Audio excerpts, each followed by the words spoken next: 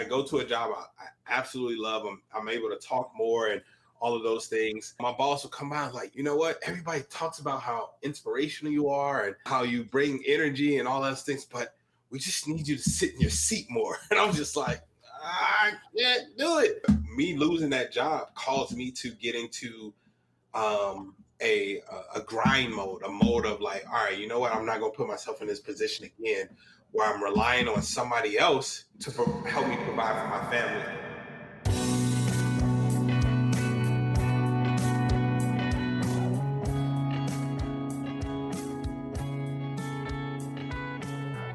Empower You podcast is devoted to bringing real-world wisdom and encouragement to our listeners, fans, subscribers, and friends. We talk about a multitude of life principles and the process from an economic, societal, and cultural perspective. We believe that in tough conversations and shared wisdom, we can pave the path and leave a ladder for the future. So subscribe to our channel, rate, review, and let us empower you.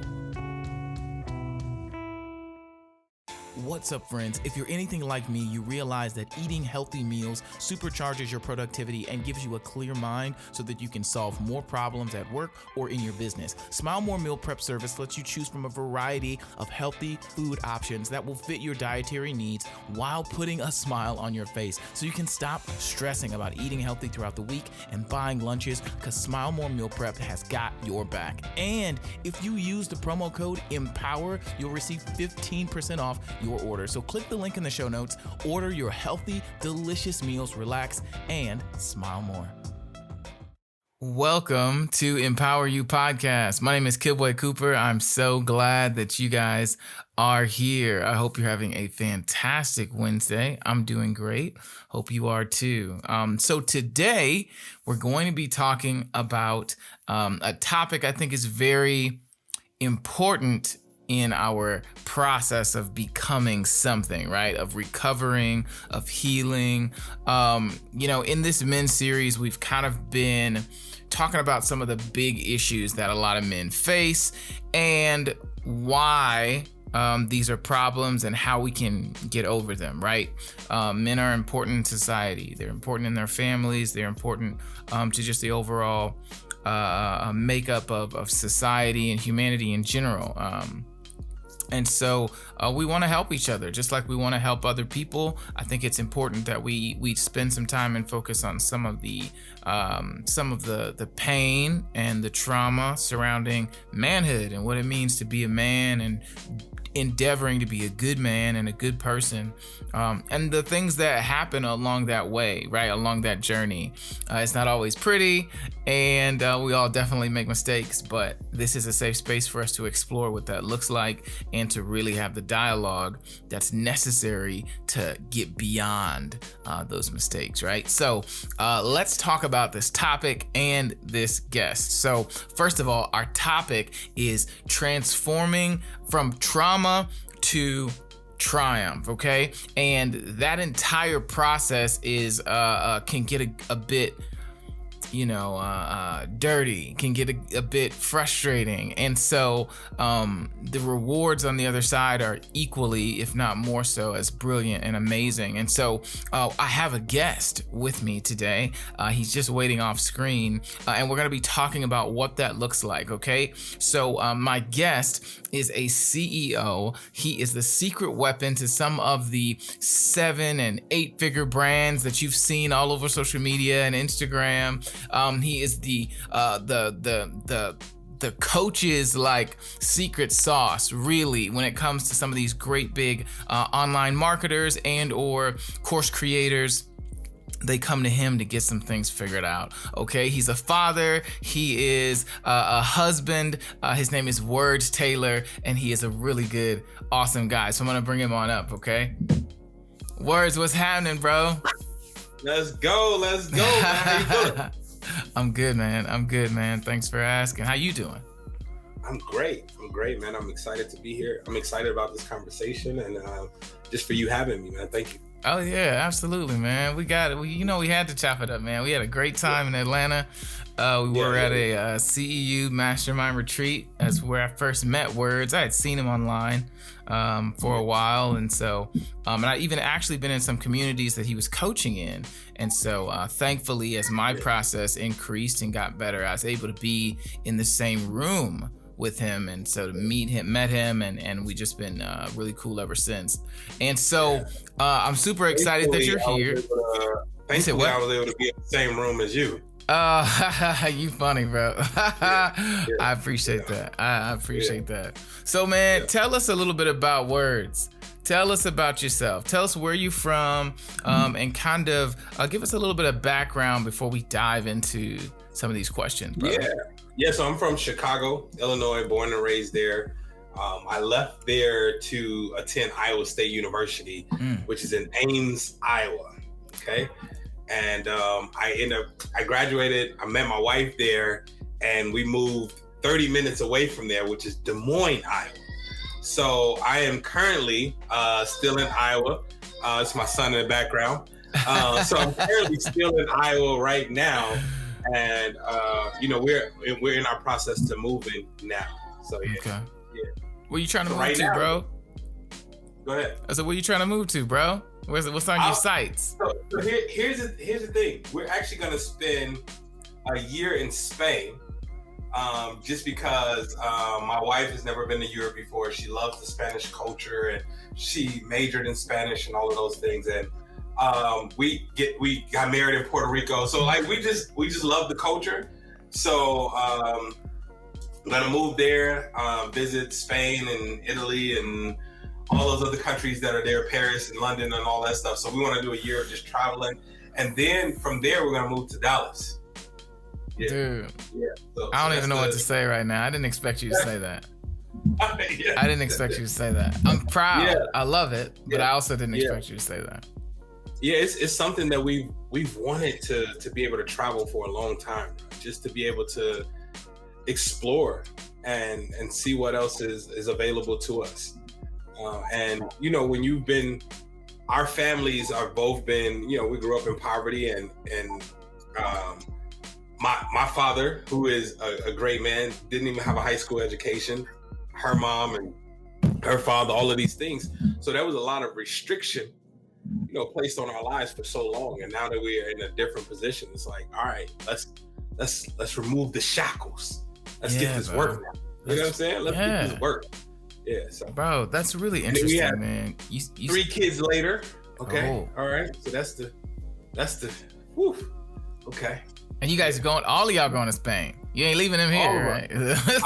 Right. Trust me, I tried to see how that could work out, but unfortunately, they're still in the dependency age, 10, 5, and 2. So they actually need us a little longer. You're gonna get far. They're gonna be chasing the car. Yeah, exactly. They actually need us a little more. So yeah.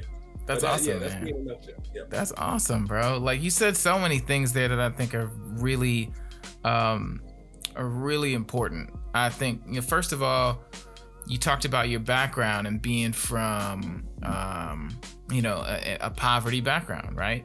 I think most Americans in some way, shape, or form are impacted by poverty, by, child hunger, by, lack of means, low credit scores, things like that. Things that isolate you from opportunities that you may have had otherwise. And so I think that's really important that you said that. You also said that, now that we're in a different position, we're doing our best to live, to do more. And I think there's an entire process you have to go through in order to, one, come out of that indoctrinated poverty mindset, come out of this religion, as I would call it, the religion of lack. Ooh, that's a good term. I'm gonna keep that. This religion of lack that kind of settles over you when you're from certain environments. And so I think that's really awesome, man, that you're doing all of that and that you're changing that for your children. Like, they won't ever know anything about that. Right. Yeah. which is And wild. here's the thing. Like it's not you have it right. It's the mindset, right? So I'm not saying you need money in order to be free and to live. I just think that is the restriction that was placed on me. Like me thinking that money was the thing that caused us to be able to live, or money was the thing that brought us happiness, or anything like that. I was just able to, through this process of not having, we were just able to finally truly understand, like, okay, you know what? Our happiness is not contingent upon that. How can we still create moments and be joyful even without? But now that we are able to now make money, it's like, all right, now how can we use this money to create new experiences as well? But the happiness has to come first. And when you have that, then we can start to take another journey. We can start to add on to that journey, right? We can start doing things that complement this happiness that we've created for ourselves. And even now, bro, I still have to fight these urges of like, oh my God, are we good? Are we okay? No, we're good. Okay. Whew. So it doesn't go away right away. I have to constantly remind myself. I have to continue to grow in it, and that's what's been helpful, bro. Wow, man, that's amazing. Yeah. That's amazing, bro. Yeah. I'm on that journey, bro. I feel like, man, I just feel like the more I do, the more I see that I can't do. The more that I see I need to learn. The more that I see it's just out of my reach. The more that I see is just in my reach. You know what I mean? Like, so it's this weird kind of like, it's interesting. And I agree, man, because I was telling a buddy of mine on the phone yesterday. I said, bro, I'm so grateful that I have a niche that I really enjoy, and that I have a service or something I can provide that really I think is awesome, and that I can help other people with. And I have, you know what I mean? So it's just like that gratitude is very, very important. And so I think that's huge that you mentioned that. So I want to kind of go back to your childhood a little bit. Okay. So what was your childhood like? What's a distinct memory that comes up when you hear the word childhood? So man, you know what? Right away when you say it, I think there are two things that in a moment comes up. The first thing is, which was a huge part of my childhood, which was at 7 years old, I was split from my mother, and I went to move with my father. That was a huge transition for me to now no longer have this woman in my life, and to be transitioning to living with my father. And that was a hard transition, because I still longed for her. I still wanted and desired for her. I still looked for her in the stands and all of those things. Whereas, I feel like, man, if there's one person that's supposed to just be there always, it's your mom, right? On the other hand, and we're doing great now. We're building now and all of those things. But on the other hand, I can remember times with my father, and one distinct memory is which I got made fun of for. These go hand in hand. These are two things. My father was very active in my life. So I remember I was playing football, and I'm on the football field, and I'm on the sideline. I just moved. I just went to a new school, high school, and I'm on the sideline. And I just remember my father going, "Coach, put my boy in, Coach. Put my boy in." And I'm just like, "Oh my God, like, Coach, you're never gonna win. You gotta put my boy in, Coach." And finally, the coach put me in, and I killed it, right? But from then on in the locker room, all I'm hearing is, Coach, put my boy in, Coach, put my boy in, Coach. But, I can appreciate that later on in life. And I was like, my father was advocating for me. Absolutely. He was like, he was saying something. He was like, look, my son has talent. There was a level of belief in this statement of put my boy in. It wasn't just like, I just want to see him play. It's like, no, my boy is talented, And if you want to reap the benefit of this talent, you need to put him in. And I'm just like, oh shoot. Now, of course I wasn't thinking like that. Yeah. How old were you? Harrison did. What'd you say? How old were you? 18. You were 18? Okay. Yeah. So this is my senior year. Or no, 17. So this is my junior year when it first started. And I ended up earning a starting position my senior year.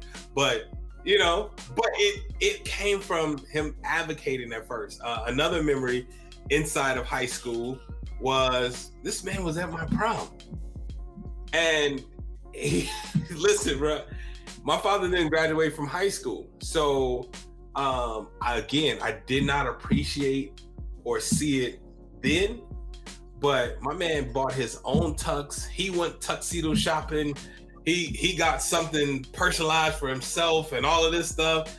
And he's at my prom. And I'm like, he had a date and everything as a chaperone, right? You know what I'm saying? So, but however, for me later, us talking about it, I was just like, that must have been a dope moment for him, to not have experienced that in his childhood, to miss out on that experience, but he was able to experience it through his son. And to be there and see these moments happening in my life was probably just, invaluable to him. Like this, that was the richest for him. And so I'm able to see those things and appreciate those later. And it's funny that when you ask, those are the three moments that kind of come to my mind. So yeah. Wow, man, that's incredible. Those are great stories, bro. Yeah. Your pops is something else, man. That's awesome. Yeah. That's awesome, man. Sure. So do you feel like that belief that, your pops had in you, as far as like, his confidence, his absolute confidence in the fact that you'd help any team, let alone the team that was at your high school win. How do you feel like that's translated into your adult life? I mean, and even in the work that you do with businesses, man. I mean, like, we didn't even really talk about some of your business accomplishments. Share with us a little bit about what you do. Bruh, it's in everything that I do. That belief, that mindset is ingrained inside of me. Like I even like I can bring any of my kids up here now, and if I say it will be hard, but what? They will finish the sentence and say, but I can do it.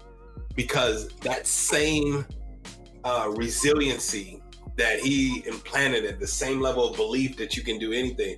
My pops used to tell me that he was like, you're a millionaire. He used to say this as, I'm 12, 13, 14, you're a millionaire. Like, I need you to think that way.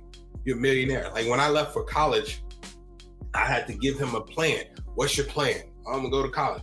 Okay, then what? What are you gonna do there? When are you gonna graduate? This, like, it was always about like you being the best that you can do, you putting forth the best effort.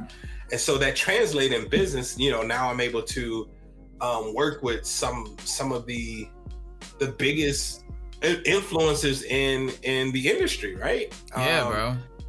And like Eric Thomas, like Kim 500, like David Shands, like the two founders of Support Black College. I've done launches for them. People that may not be considered big influences online, but are big influences in their industry, like a Daisy A. Duncan, like Rochelle T. Parks, like Terica Lynn Smith, like, the list goes on, and I'm grateful for that, right? And that's because the word got out, like, this is the guy. This is the guy that you go to when you want to launch. And if you hear the testimonials, they like the work he's going to put in for you is unmatched. The being meticulous in certain things, it's unmatched. And that came from this idea of when you get me on a project, it's not your project anymore. It's ours. Absolutely. And if I treat it like it's ours, well, I don't like to lose. I want to be the best. That's the mindset that I take in everything I do. And now that I'm on this weight loss journey, I'm like, I want to be the best. I've been a vegan for 10 months now. I'm like, how do I become the best vegan? I don't even know if that's a thing, but how do I become the best vegan? I've seen you on there. I've seen some of the people you had tagged in your post, and what's the young lady's name? I feel like I'm gonna mess up her name. She goes by Daisy? yeah. Yeah. I've been watching her stuff Daisy. for a minute, man. Like I'm sure she got you right, bro. I've Oh, seen like just pictures of how your transformation has been happening, bro. yeah. Like, Oh, you may be talking about. Are you talking about coaching or? oh, you had made a post about your weight loss journey, and you were shouting out some of the people who had supported you. Oh yeah. So there was Daisy was one of the people. Like she just a phenomenal friend that like literally they're godfathers. Her and her husband Rashard are godfathers to my godparents to my kids and all of those things. So when you are in a circle, your circle is the one that's going to hold you accountable. So yeah, she's a part of that circle of just like, hey bro, you supposed to be eating that? Are you is this part of your health journey? Or I can go out and work out with them, or we go on walks and all of those things. So I was tagging the village that has helped me be accountable. My wife being the first person I tagged, just because she's the one in the kitchen. You know what I'm saying? She's the one making sure that everything goes down correctly. So it is, everything we do and anything I do, I've learned that I want to build a village around it. This is how you create success. It's not about you doing it yourself and you puffing your chest out and allowing your ego to go in the way. It's like, how can you build a village around the success that you want? When you have that, I'm telling you, it changes everything. This is why we're in the program. That's why I'm in the program, the 7-Figure Society program. It's like, I'm trying to reach a certain level and get away from entrepreneurship and be a CEO. I'm not looking to try to do that on my own. Who cares about, I did this came from me. I don't care about any of that. I just want to get there. I don't care about, did I do it or did 30 people help me? I'm there, and I will recognize those 30 people once I'm there. You know what I'm saying? Yeah, man. So what do you feel like, and all of that stuff comes from, or at least, the way I'm looking at it, I feel like all of that mentality and stuff comes from the trauma. Well, I mean, but then also it's just what was demonstrated to you. You know what I mean? As far as like your winning mindset, the idea that it's going to be hard, but we going to do it. You know what I mean? But we can do it. Like that, that comes from an idea that you got from your father. And so, one of the things I wanted to ask is like, what was for you was your first impression of manhood, and how do you now take that in as an adult and as a father and as a husband, instill that into your children? Yeah, so this is a great question, bro. First of all, shout out to the questions though, bro. I would say my first impression, like again, if I'm going to my father, my father's he was a hard parent. He was a great man, but he was a hard parent. There were times where I didn't like him. I didn't want to be around him. And it wasn't because, it was just because he would push so hard. So my first sight of manhood and what a man should be is like, you have to be this hard man. You can't be tried. You don't let people try you. You don't cry. You don't take for, you don't let anybody take anything from you. You don't let anybody put their hands on you. You protect yourself at all times. You're great. You're the best. Stick your chest out. You're alpha male. Like that. This is what I learned. And I remember in college, I took that same mentality to college, and I ended up getting. I got into fights. I got in. One of my guys. It was two of my guys, James and my guy Steve. They were like, bro, you're just always angry. You need to do something. Yeah, you know what I'm saying? They were like, yo, you need to like get a hobby or start rapping or something. So I tried rapping, that didn't work. But then I found spoken word poetry, and this was around the time of Def Poetry Jam and all. This is where the name words came from. I'm done with you, bruh. I was doing spoken word, and I'm telling you, like, rocking. I started traveling, and this is how my career actually began. I was getting on stages. I created a book, CD, all of these things, because this became my worship. This is how I was able to worship and give God honor and praise. But this is also how I was able to get the anger out. Right? If you listen to all my poems, like, bro, you got some poems you can spit? Yeah, I mean, yeah. You gotta spit a poem before we get out of here, bro. Okay, yeah. So I got a short one, like a 30, 40-second one, but most of them are like 2 minutes, 2:30 or something like that. But, you know, I had a couple that even went, you know, somewhat viral online and things like that. But I was able to finally get that out, bruh. And it was so helpful to me.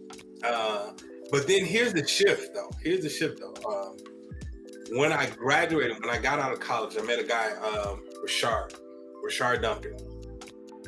This was my second encounter with a man. Like, you know, I had pastors and things that demonstrated this, but I never saw it from anybody I was close to. So my second encounter with manhood was, for the first time, there was a man that wasn't flexing, didn't puff out his chest, wasn't trying to prove anything to me. And I remember the first time we went over his house, he was like, yo, I'm going to be cooking dinner for you all and all of that stuff. I got you. You know, are you good with tilapia and all of this stuff? And I'm like, he would tell you that. I'm like, you cooking for me? What are you? And I'm looking at him like, bruh, I'm not on that. You know what I'm saying? Because I had never experienced anything like this before, where another man is like, or serving, you know, or even giving in that way, you know, other than my father, right? And so he was like, bro, what are you talking about? Like, do you want some tilapia? I'm cooking tilapia and potatoes. And then we played games and all of this stuff. And we started building a relationship. He's still my best friend to this day. And I was just like, this was crazy to not have, I had to be around a man that had nothing to prove. He didn't have to prove anything to me. He wasn't trying to show me that, like, I'm stronger than you, I'm better than you, I get more girls than you, none of that stuff. And that's when I was like, oh shoot, there's a different level, there's a different part to manhood that I haven't encountered.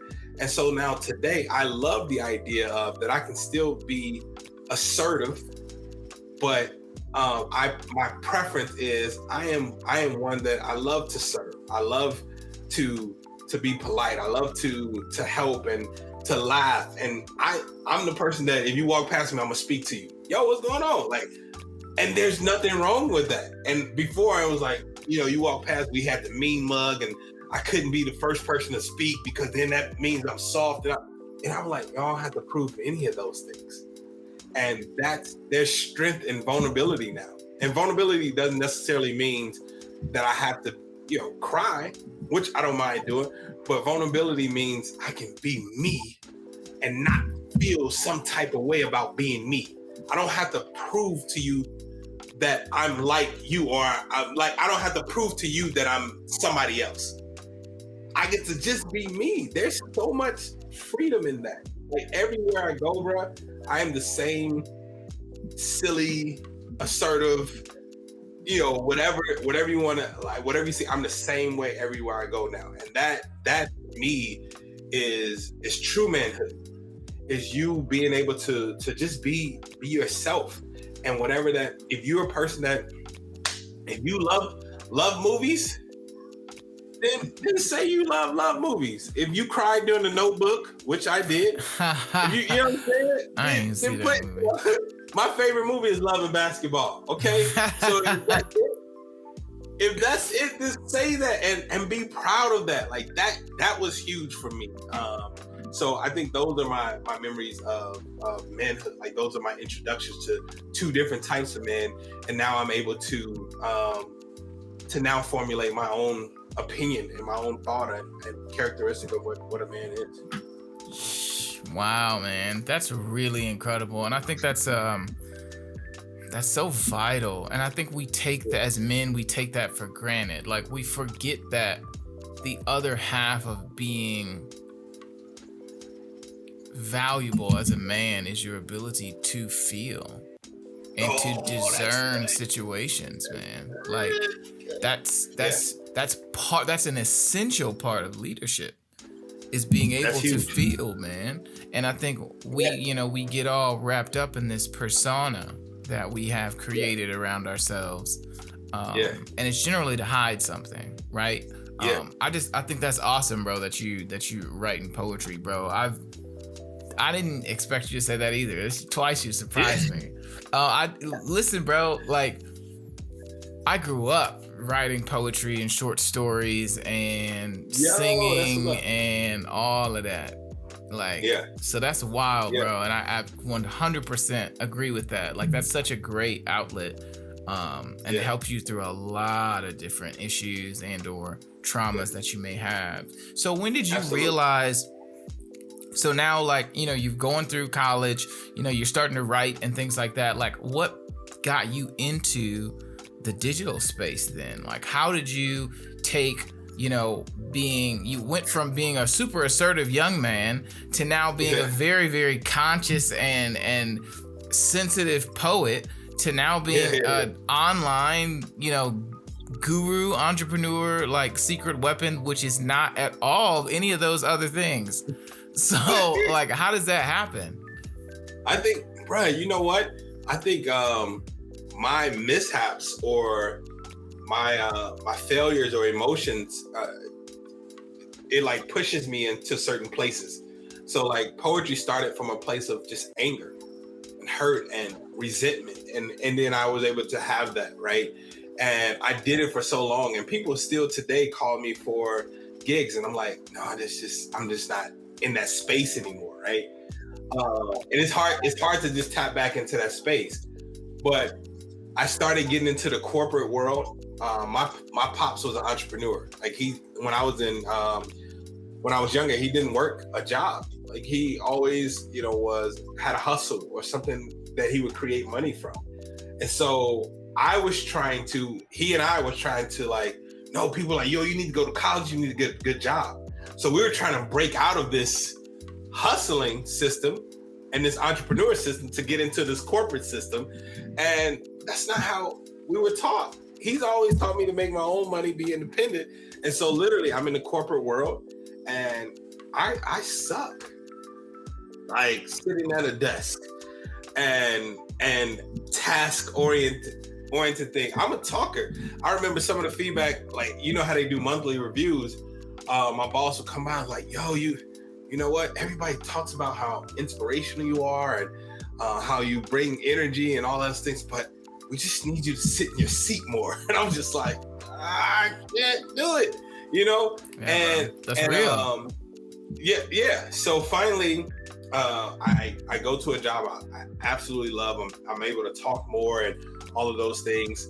But then what really got me started was there was one job that I took and I literally was at a point where I'm like, yeah, I don't need to finish school. I had like 20 credits left and they were paying me. Listen to this.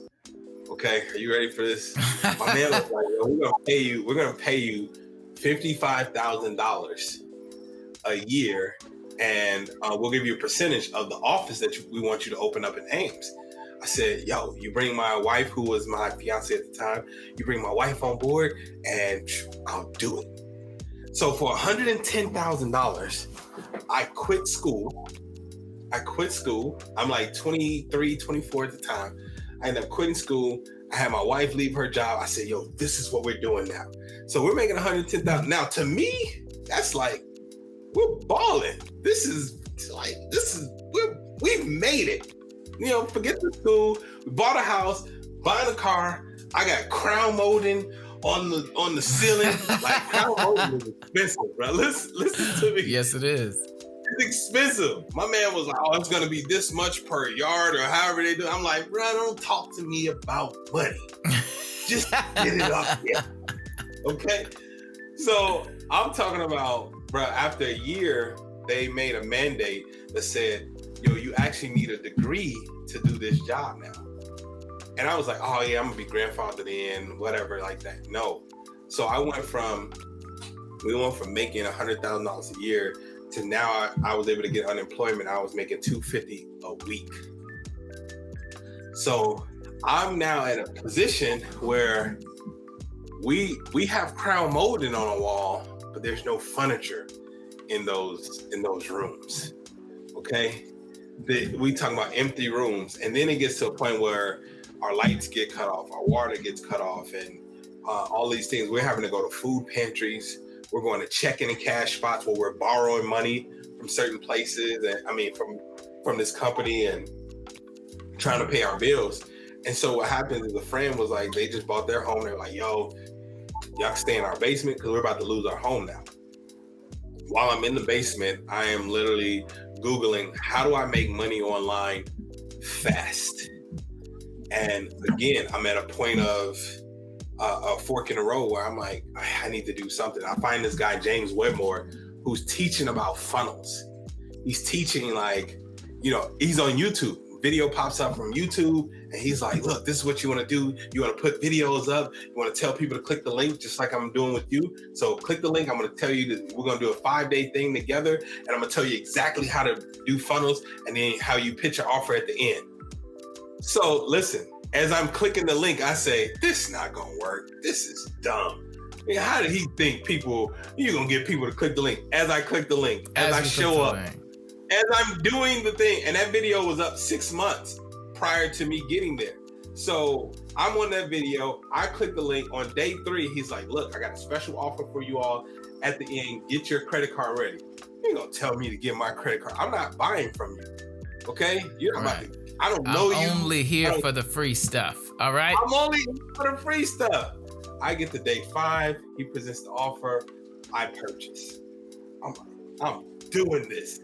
And this broke me into this world of marketing and sales, and the shift for me was, excuse me, I was in the group and I was doing some of the stuff he was saying, and I learned how to build funnels. I built out my funnels and all of those stuff. The funnel is just just a way to get people from one place, cold people that don't know you, to a point of getting them prepared to buy from you, right? So you go through a process to be able to do that. Okay, so I'm doing that. I didn't make any money.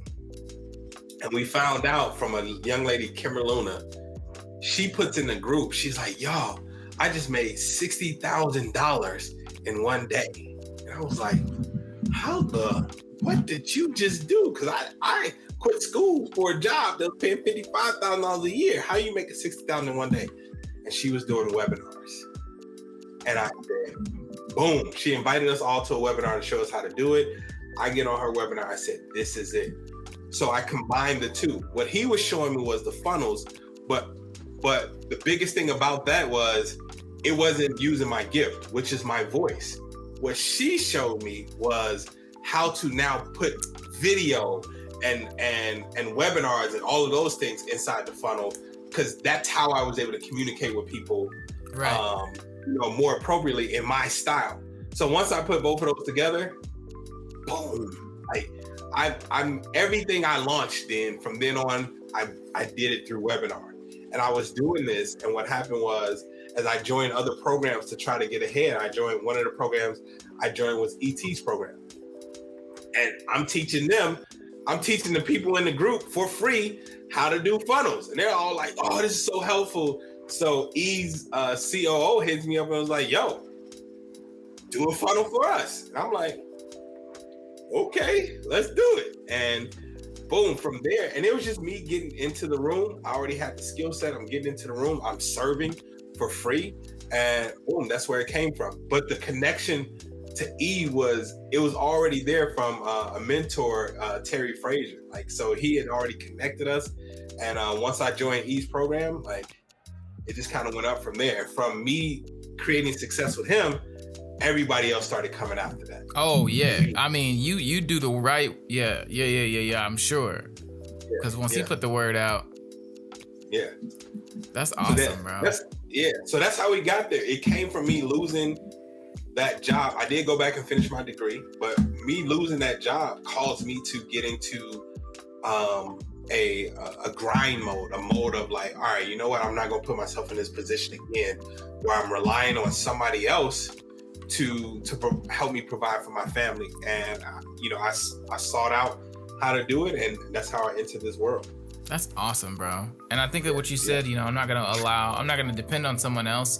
What I heard was to see value in me. I got a lot of trauma around how people see you and, value and things like that. And so, I think that's really interesting that you say that. It's just like, ultimately, in the job industry, in the job market, you are there to provide value in order to help the company reach certain goals. In the midst of that, they get to evaluate whether it makes sense or not, whether you're a good fit, regardless of your experience, regardless of anything else. They ultimately get to decide just whether they want you or not, which then ultimately decides how you make a living, how you eat, Absolutely. how you, and I'm not knocking anybody who works a 9 to 5 or anything like that. That's not what I'm saying. I'm just saying there's trauma in that all by itself, And so I think that's really interesting that, that event that's unfortunate, allowed you to tap into something that's obviously much, much, much greater, because I'm sure they couldn't pay you now to do that job that you were doing before. It's just like, broke it off my phone. They can pay me to come in and consult. For sure. Right. Listen, tell them.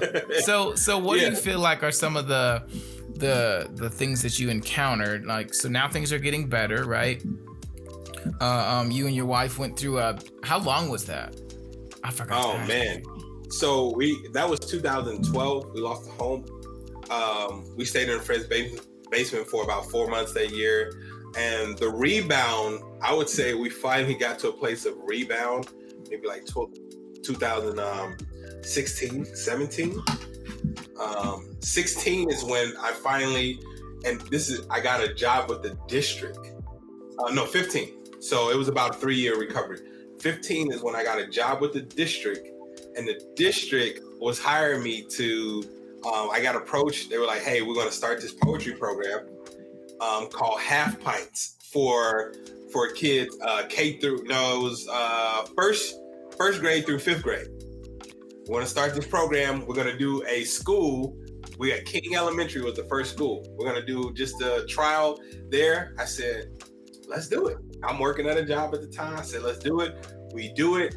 I don't hear anything for about 4 months over the summer. And I'm like, oh man, I got to go back to this job. I didn't hear anything. That failed. They called me in August and was like, look, not only did King Elementary love it, but we have 11 schools that want in. And I was like, oh shoot, let's do it. So in that first semester from September, this is 2015 still, from September to December, I go all in. Like, I work as hard as I can. By the time we go on Christmas break, by the time we come back from Christmas break, they're like, we have 4 more schools that want to do it. We got 4, the 4 high schools, we need you to start doing some work with them. After the school year, we go on summer break. Bro, when I come back, 2016, we literally have 30 elementary schools that are on board. I start hiring some of the high school teenagers that that I was training, right? And it was all from Christopher and Emily. They were the 2 heads of this program, and so they just let me rock. They just let me do what I did. So we started getting some of the teens that we were mentoring. We started giving them jobs for middle school and the grammar school kids and all that. And we built out an entire program that is still thriving to this day. So when you talk about the most joy I've ever had, all I did was talk and teach. That's what I did. I made people have fun, and we did poetry, and we put on shows, and we traveled out to different cities and states. And I did this all the way up until the end of 2018. And it wasn't until, and here's the thing, I was getting paid maybe $40,000 a year, maybe 40. And I'm talking about, bro, I felt like I was getting $200,000 a year. Like that's how much That's being in your joy, natural man. Yeah. yeah.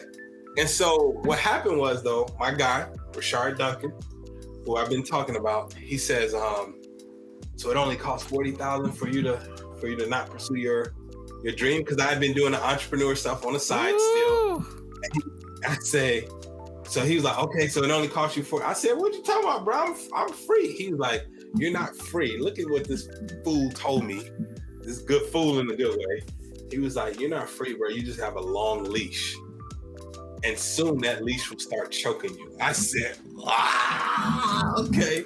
Ruined it. You just ruined it. Yes, he ruined the whole thing now. So now that he's saying this, I start to see, because I'm getting gigs, and then it starts to be like, well, hey, that gig has to come second, and I'm start seeing stuff where I'm like, oh shoot, this is where the leash is starting to choke me now, because things in my career, in my entrepreneur career, is growing. And I was like suppressing those things because I was so happy over here. And because you're tired of being broke, bro. Yeah, bro. I was just comfortable. And so literally he was like, bro, come the end of this year, I need you to put in your notice. And he's like, you will not. And this was like January, February, going into this is 2018. He's like, yo, tell him that you will not renew your contract for the new school year.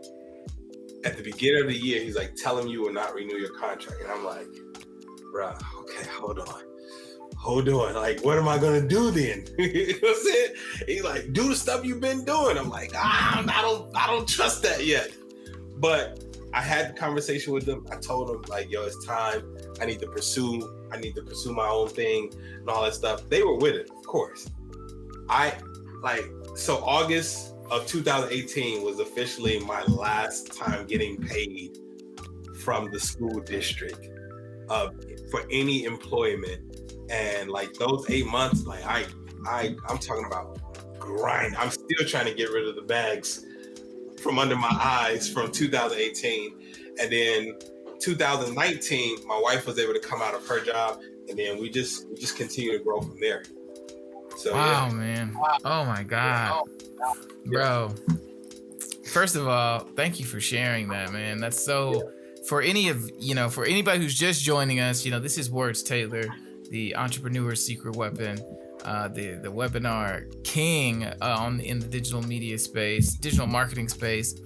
And what we're talking about is going from trauma to triumph. And so if you're just now tapping in, you just go ahead and rewatch some of this, because he's really telling a lot of his story here. And I think it is just absolutely incredible. One of the things that I think is really interesting, and I got my own processes going, so I'm really watching how other people are navigating, because I'm like, this can't be just me, right? Like, I'm not like deficient or something. This is a real thing or something. So listening to your experiences is very, very validating, because taking that leap, especially after you're just coming out of a super down period, there's this yo-yo effect that can be damaging.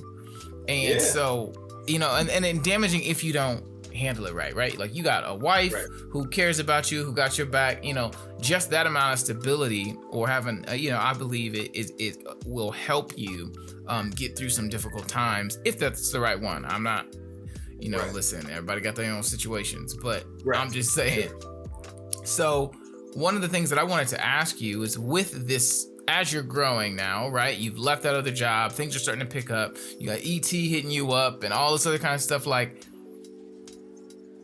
was that traumatizing in of itself? Having now all of this demand on you? You could do this, you could do this, you could do this, you could do this. Let's do that. And you're like, okay, like, one, I'll definitely take the bread, but also, there's only one of me. So how do I properly structure myself to... there's a level of disbelief. Like, I think entrepreneurship is not even about... The real part of entrepreneurship has nothing to do with money. is everything to do about your personal growth, your journey, because entrepreneurship will bring out everything that you feared in your life, like, or everything that you tried to avoid, your anger, your resentment, your rejection, your anxiety or depression, or you not wanting to be alone with yourself and your own thoughts. All of those things, like, they're going to come out in entrepreneurship. So there's a whole nother level of trauma of just trying to find out, like, how do I take control of myself? How do I win this battle every day with me? Forget trying to sell something. I got to win the battle with me. I gotta constantly remind myself of, like, who I am and what I do. And I will tell you, even though the school district approached me, I literally, when I was sitting at a cubicle when I got the message, checking my Facebook because I was miserable, and they said they wanted me to do this, and I immediately told them no. I said, I just finally got a job. I finally am in position where I can comfortably say I'm providing for my kids. And I mean, for my family. I can't do it. I don't want to do it. And it was my guy, Christopher, that was like, the words, you don't belong there. And in my head, I'm saying, I know, but I'm not leaving here because if I do, I'm not going to be able to provide. I tried that out there. I'm not going to be able to provide for my kids. And we just got in our great apartment. We just got furniture for the first time. We just, like, all of these things. Like, I'm like, we just got here. And now I'm positioned with the potential for another risk. And I told them no. And because they were like, yo, we're going to do this school and we're going to see if it works. Well, here is the reason why it was a risk. Because the times when they wanted to do it, I was working from during the times that they wanted that I would have to go to these schools. So I would need, and the job wouldn't give me the time off. So I would literally need to put in my 2 weeks at the job and take the risk for this thing that I don't know is going to happen, and hope the school loves what I'm doing enough to say, yep, we want a contract and we can get other schools on board. So literally when I first do it and I don't hear anything for 3-4 months, I'm like, God, I knew it is happening again. You know, I messed up. I did it. I messed up. I screwed it up. I messed up. I made the wrong decision again. And that's another point of trauma. When you start taking losses, bro, you start to second guess your decisions. You start to feel like every decision you make is going to be another L. And that's the overcoming that in itself is so hard. You know what I'm saying? And so when it finally goes through, it's just preaching right now. You're preaching right now. Because it's so true, bro. So you especially, I feel like as men, you know, I don't know. For some of y'all, maybe this is not true, but at least for me and how I was raised, like, your job is to make sound decisions, not only for yourself, but for the people who you care about as well. So when you feel like a loose cannon, you feel like you are absolutely no good to your community. You are absolutely no good to your family. You are no good to yourself. And so, you know, the idea that 3 months after you made this initial decision, you still ain't heard nothing. You're just like, oh, well, there it is. There it is. There it All is. Right. And I remember going through launches like this where I'm telling my wife, I can't take another loss, man. I can't take another fail. Like, I don't want to do this. And it's just so, and she's, you know, again, she's like, you're words Taylor. And then, you know, you kind of get to yourself like, what does that mean? So what does that mean? I don't even know what that means anymore. You know what I'm saying? Like, that's hilarious. So it was hard. Like, it was like when you, even with getting a contract with ET, and it's like, oh shoot, now you want me, like, you're gonna expect some results, and I put a lot of pressure on myself to, what if we don't get the results? And then, oh my God, this is the first time somebody believed in me, and I'm like, I'm still trying to believe in me. You know what I'm saying? Yeah. And so it was so much easier. So part of part of why we do stuff for free, because it's like it's so much. There's no pressure on. Yeah. I'm giving it to you for free, Yeah. so Yeah. I'm doing it for free. But when somebody actually like, I'm gonna pay you, it's like you almost want to say, well, I'll just do it for free. You know what I'm saying? Because there's no pressure to that, right? So when we finally got that contract, we did it, man, and we hit it out the park. Wow, man. And that right there was the first time I was able to see my system, because it was like the ideas just flowed. I was able to see myself strategize and actually like, oh shoot, I do this. And from there, my guy Rashard, who I'm telling you about in the Daisy, my wife and I, best friends or whatever, they had a product, and I was like, yo, I'm gonna launch that product for you. And prior to that, I was telling them like, yo, this is what I do, this is what I learned, like, let me do this for you. And there wasn't a level of trust just yet.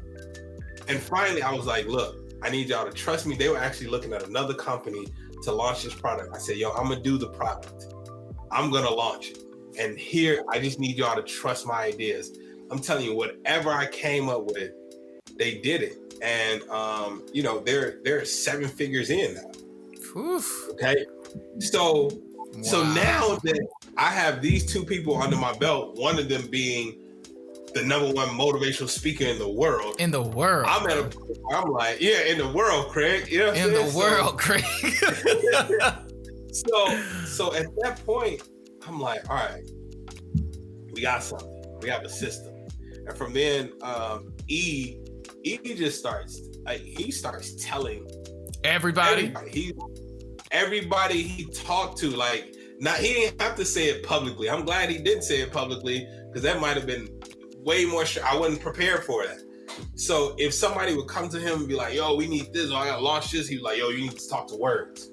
And so now people are just coming, just like, and then it got to a point where he was like, yo, you're gonna do all of our funnels and all of this stuff. So so it was a dope experience and all of that, and it just started coming, bro. So but there was something in that where now I had to, again, we're in entrepreneurship, so now I had to learn something else about myself, which was, I'm a great leader when it comes to making sure everybody is happy and making sure I exhibit empathy, making sure your voice is heard. But I'm not a great leader. I wasn't a great leader when it came to making sure you fully understood your role in the business, or you fully understood your task, or being able to make sure that there's structure and systems in place in order for us to grow without a bunch of stress. Increased capacity, bro.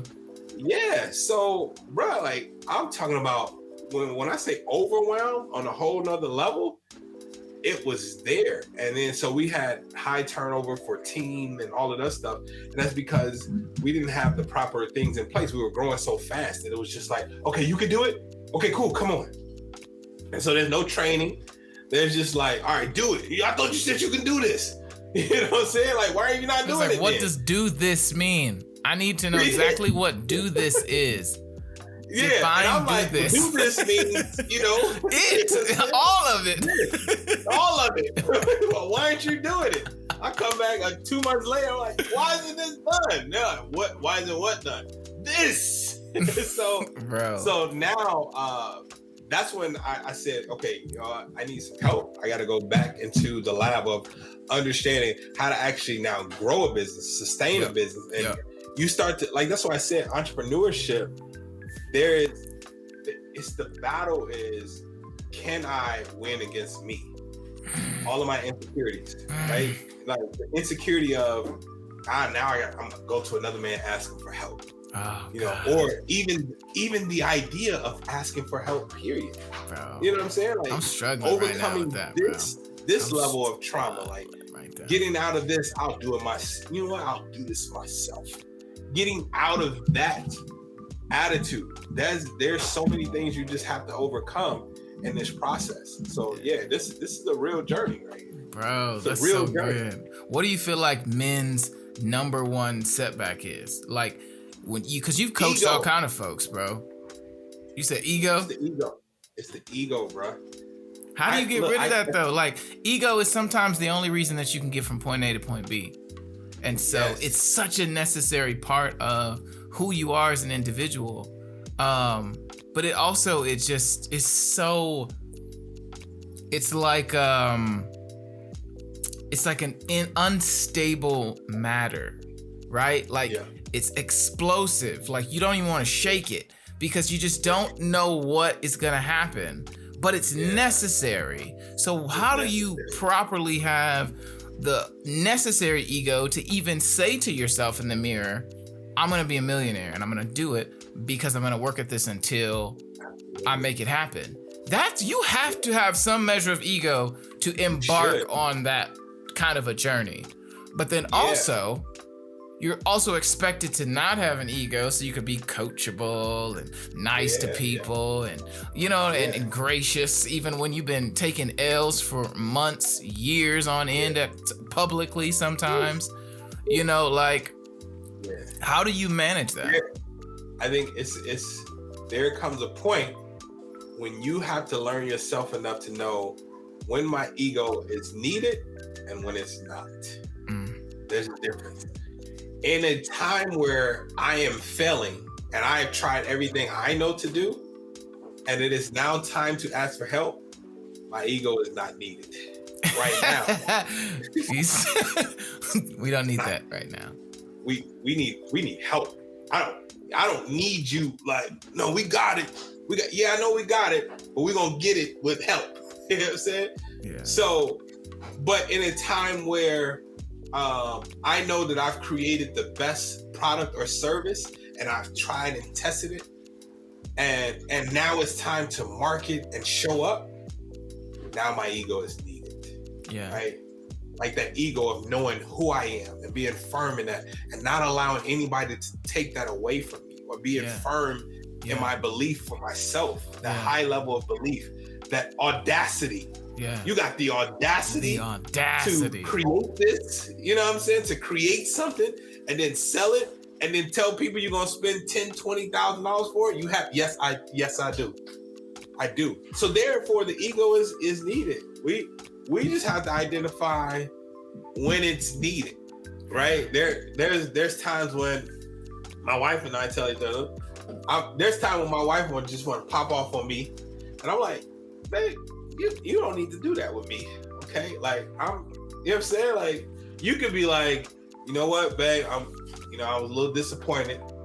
I thought you were going to do this and this and this. And that right there would do the same thing as you bringing your ego. I'll be like, look, you right.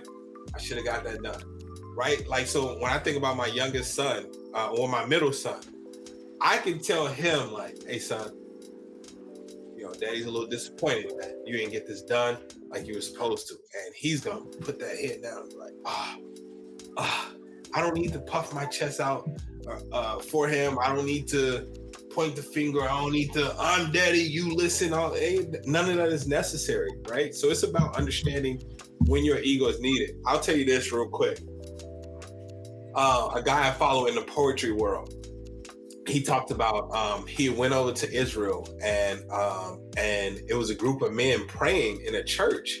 And he said there's one point that all the men, it's like 30 men, he said all the men started crying and weeping in worship. And he said, I couldn't cry. And then he said, at that moment, I was the weakest man in the room.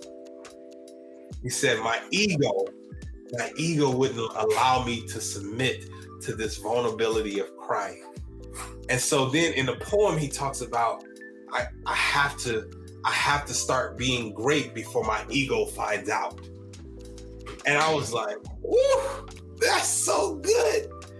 That's so good. So I have this thing with my mother where she texts me, and sometimes there's a level of resentment that comes up because it's like, why weren't you texting me then? Even though I didn't have a cell phone when I was younger. Why weren't you texting me then? You know what I'm saying? I wanted you then. And now today I'm like, okay, if she texts, my goal is to text back right away. Because I'm saying to myself, I have to do it before my ego finds out. Yeah.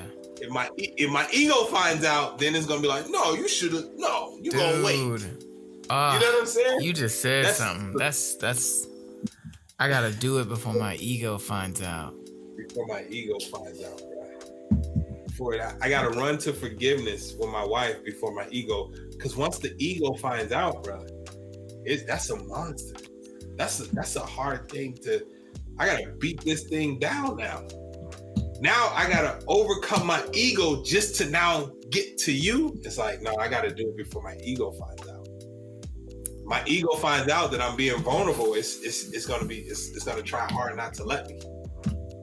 If my ego finds out that I'm about to ask for help, it's like I'm gonna get stuck in this place, and I'm gonna try to do it again on my own and go through another series of failures because my ego found out that I was about to be vulnerable, that I was about to ask for help. You know what I'm saying? So that's key. Like when you ask about what, as far as us, like our egos, bro. That's wild, man. I don't even know what to say right now. That was a lot. I received that. I received that. That's Amen. Man. Yeah. Okay. I got one more question for you, and then we got to go into a thought exercise, bro. You got a little bit more time, or do we need to cut? Yeah, that's good. Okay. Now this is off script, bro. What's the hardest conversation you've ever had to have with your wife about entrepreneurship? About entrepreneurship? About your business, bro. Y'all went through a whole lot of stuff together. What's the hardest conversation? Because we talking about teams. We talking about like you gotta have the right circle. For some of us, that means good friends, right? And then for some of us, we gotta quit being the solo dog. We gotta just commit to something and allow that to grow into what you're looking for. Yeah. However that is for you, right? I'm not telling nobody to do nothing. I'm just being real on here as a man. Yeah. And I think there's a lot of conversations that are very difficult to have. For sure. And that ego window is very, very small. Yeah. And it can show up mid-conversation. Like, what are you doing? Like, you know, like, so I just, I mean, and I know that's maybe a personal question, but from what you can share, like, what's been one of the hardest and best conversations that you've had to have with your lady about where we're at, what we're doing, and what it looks like, what it's gonna take? I would say, man, there's so many conversations that we've had to have. Shout out to Dar, who is on here as well, commenting and inviting other people.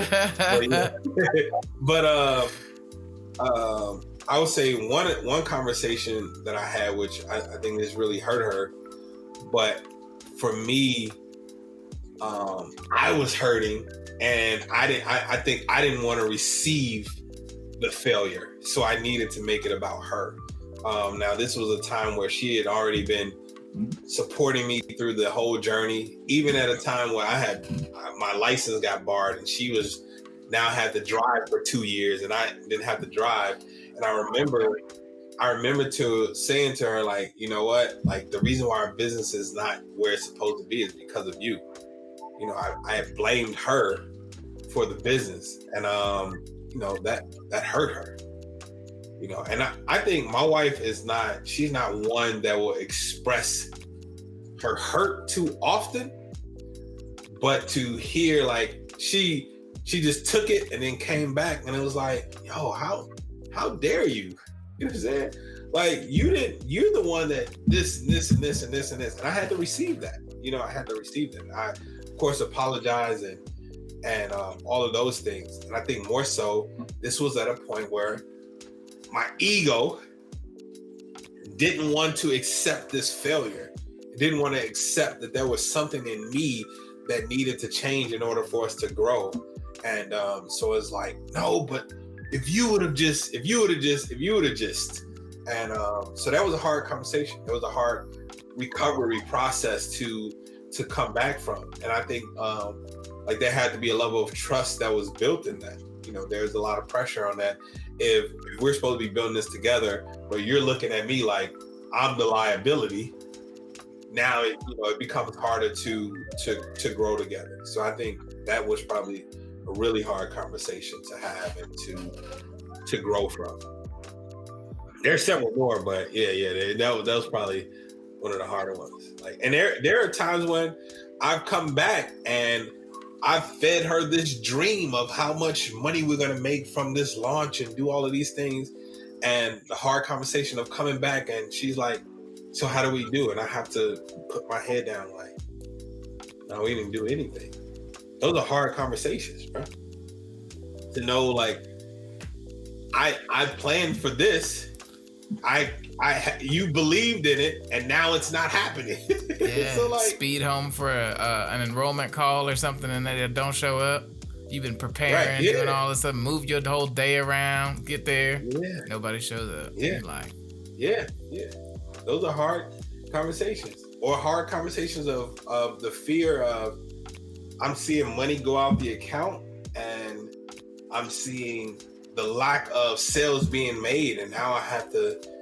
Now I'm having this conversation of like, man, like, we got to stop spending. I don't know what we're gonna do. Like, those are hard conversations to have. Anytime that you're impacting somebody else's life, there's a lot of pressure as far as an entrepreneur, or the desire to be a provider, whether man or woman, the desire to be a provider and bring in income. There's pressure that comes with that, because when you don't do it, then what?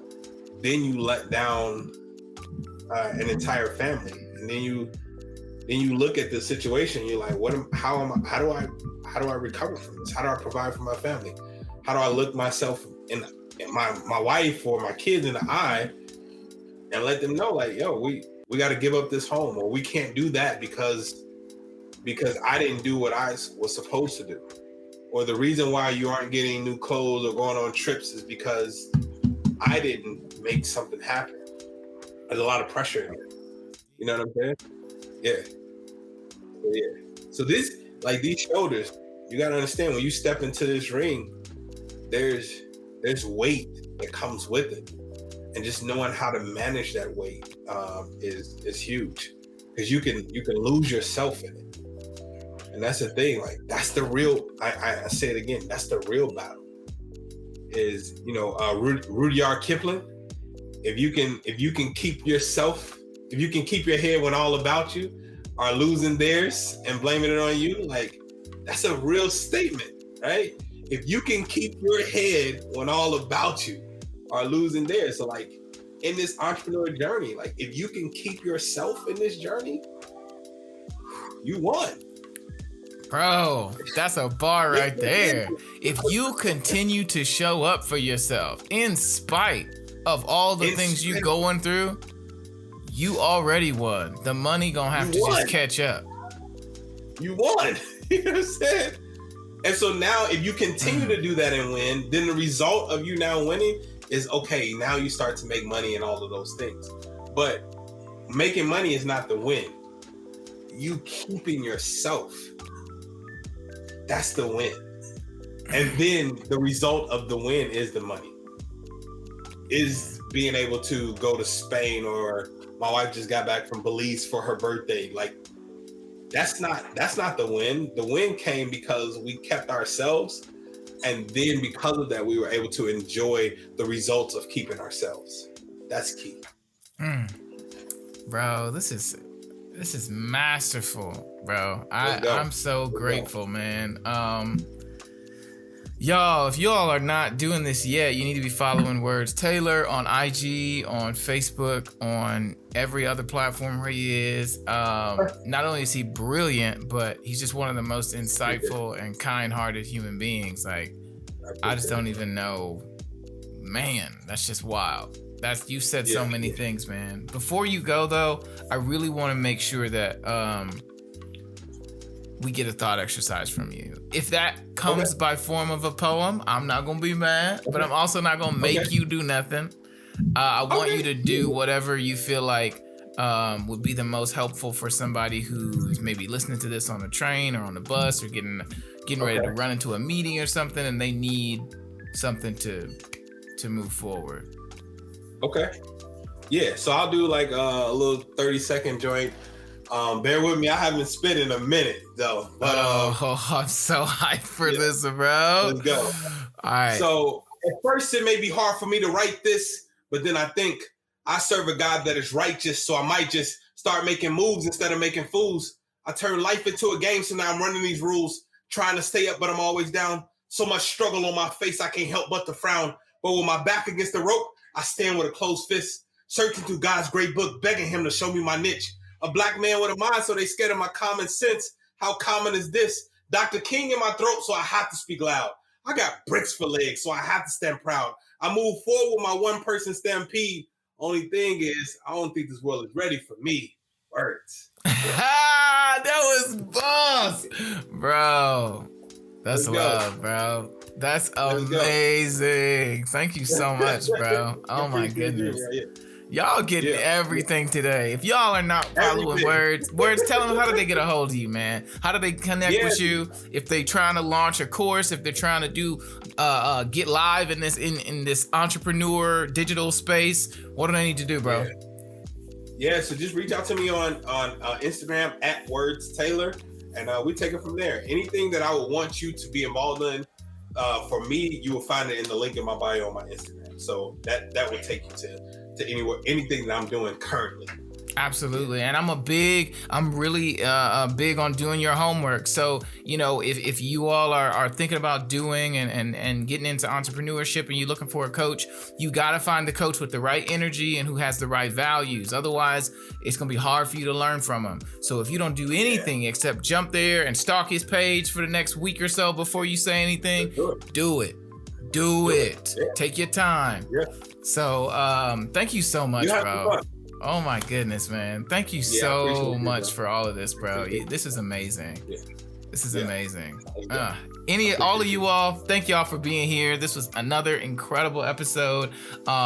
Just make sure you like, share, comment, share this with your buddies, people who you know are gonna need this, people who you know are in a space where this is what they need. And we all have been there. And so we know those folks, those folks. Share it with a couple people, and we'll talk to you guys again on another episode of Empower You Podcast. Appreciate you. Love you, Words. Appreciate you, dog.